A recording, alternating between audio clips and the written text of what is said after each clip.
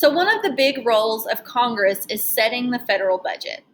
And this is where Congress is going to work with the executive branch and the president to generate a budget that funds all of the activities, programs, and services that are carried out by the federal government.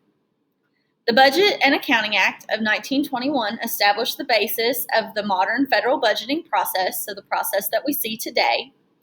And the Office of Management and Budget was established in 1970 to assist the president in setting national spending priorities.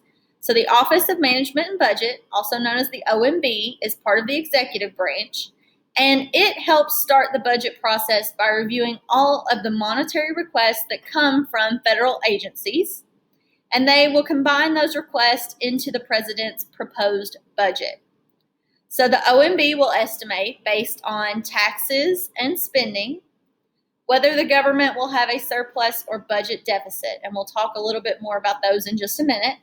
And then we'll send that proposed budget on to Congress. So the budget starts at the executive branch and is then sent on to the legislative branch to be reviewed. So let's look a little more at the president's proposed budget. So the federal government's fiscal year begins in October, and the president has to submit that budget proposal by February so that Congress is able to review. And one thing that's important to keep in mind is that the majority of the federal government's budget has already been allocated or promised each year. So when they go through this budget proposal process, there are some programs that have to be funded. These are called entitlement programs, and these are programs that provide benefits for those who qualify under the law regardless of income. So one example of an entitlement program is Social Security, and this is generally seen as retirement. And Social Security works by workers paying into Social Security over the year through taxes, and then when they retire, Social Security will replace their income that they got from working with that Social Security income. So it's essentially seen as your retirement. Medicare is another example of an entitlement program, and this is just health insurance for the elderly. So let's talk a little bit more about mandatory versus discretionary spending, because tensions can arise between these two types of spending. So mandatory spending is spending that's required by existing laws. So you can think of this as spending that is already locked into the budget. And this is where these entitlement programs come in. Discretionary spending is spending for programs and policies at the discretion of Congress and the president. You can think of discretionary spending as what's left over after mandatory spending. So let's look at this chart, and it's the composition of mandatory spending from the 2018 budget. So blue is mandatory spending, and you can see some of those entitlement programs like Medicare, Social Security, and Medicaid, okay, so part of the mandatory spending. Interest, okay, so the government has to pay interest on its debt. So you can see that mandatory spending takes up over half of the proposed budget. Discretionary spending, what's left, okay, to be spent at the discretion of Congress and the president, is only 31%. Now, the tension between mandatory spending and discretionary spending can come in a couple of different ways. So as entitlement costs increase, discretionary spending has to decrease unless taxes are raised or the government is willing to take on more debt. So reducing this discretionary spending is really unpopular because it pays for many important programs that are going to benefit citizens and businesses.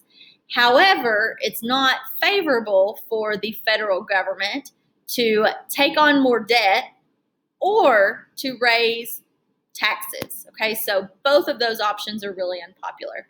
But lowering that discretionary spending is unpopular as well. And this is where tensions can arise between this mandatory and discretionary spending.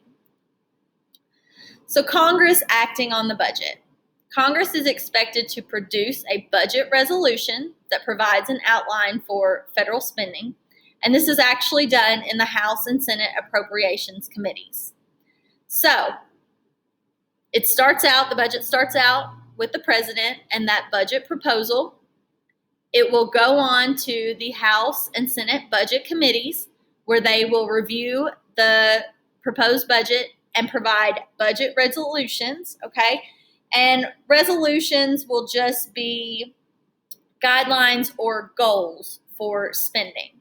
Now, after resolutions are passed, it will go on to the House and Senate Appropriations Committee, and this is where they will actually draft and pass appropriations or spending bills, okay, to fulfill the budget targets. And after they are passed in both the House and the Senate, those appropriation bills, they will go on to the President where they will be signed into law. Okay, so that is the budgeting process. So let's look at taxation, deficits, and debts. So the federal government taxes citizens to pay for its spending.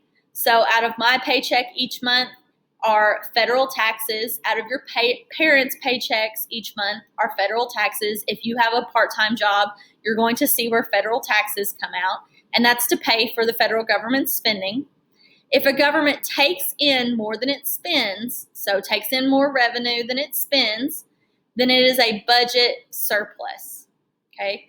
If not, so if the government spends more than it takes in, it runs a deficit or a shortfall, and in that case, the government is going to be forced to borrow money or increase debt. So the national debt, or the total money owed by the federal government, continues to grow.